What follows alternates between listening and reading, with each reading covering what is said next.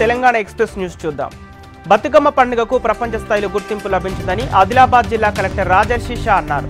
ఆదిలాబాద్లో సంక్షేమ శాఖ ఆధ్వర్యంలో నిర్వహించిన బతుకమ్మ సంబరాల్లో ఆయన పాల్గొని వేడుకలను ప్రారంభించారు. అనంతరం ఉద్యోగులతో కలిసి దాండియా ఆడి సందడి చేశారు. మహిళల సంక్షేమానికి ప్రభుత్వం కృషి చేస్తుందని కలెక్టర్ రాజేష్ తెలిపారు.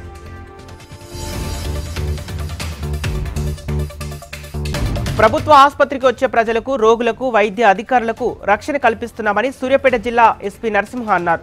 ప్రభుత్వ కార్యాలయాల భద్రత తనిఖీలలో భాగంగా ప్రభుత్వ జనరల్ ఆసుపత్రి భద్రతను ఆయన తనిఖీ చేశారు. ప్రభుత్వ ఆసుపత్రి వైద్య అధికారులు పోలీస్ శాఖతో సమన్వయంగా పనిచేయాలన్నారు.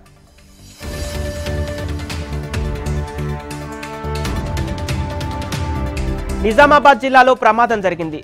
రుద్దూరులో వీధి దీపాలు పెడుతుండగా నిచ్చెన విరిగి ఇద్దరి ఉద్యోగులకు తీవ్ర గాయాలయ్యాయి. గాయపడిన వారిని సిఐటియు నాయకులు పరామర్శించారు. పంచాయతీ అధికారులు వారికి మెరుగైన వైద్యం అందించాలని సిఐటియు నాయకులు డిమాండ్ చేశారు. ఆదిలాబాద్ జిల్లా వ్యాప్తంగా శరన్నవరాత్రులు ఉత్సవాలు వైభవంగా జరుగుతున్నాయి.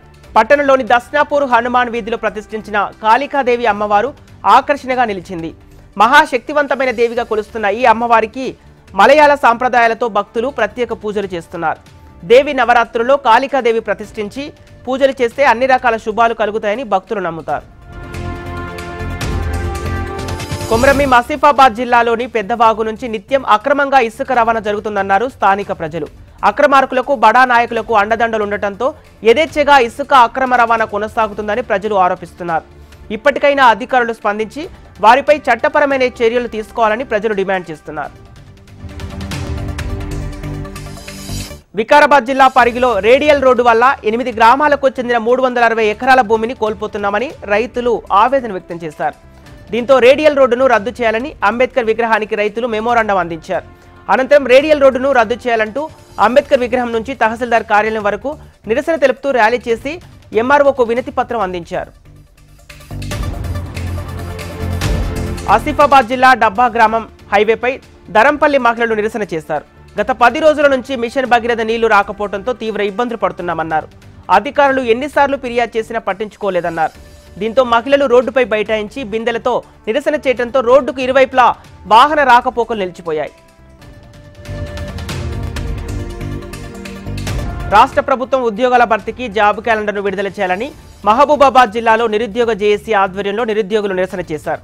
కాంగ్రెస్ ప్రభుత్వం ఎన్నికలకు ముందు ప్రతి సంవత్సరం జాబ్ క్యాలెండర్ విడుదల చేస్తామని హామీ ఇచ్చినా అధికారంలోకి వచ్చి 22 నెలలు గడుస్తున్నా జాబ్ క్యాలెండర్ విడుదల చేయలేదన్నారు డిఎస్ఎఫ్ఎఫ్ఐ జాతీయ అధ్యక్షుడు వివేక్. ఉద్యోగ భర్తీకి నోటిఫికేషన్ విడుదల చేయకపోతే రానున్న స్థానిక సంస్థల ఎన్నికల్లో కాంగ్రెస్ కి తగిన బుద్ధి చెప్తామని నిరుద్యోగులు తెలిపారు.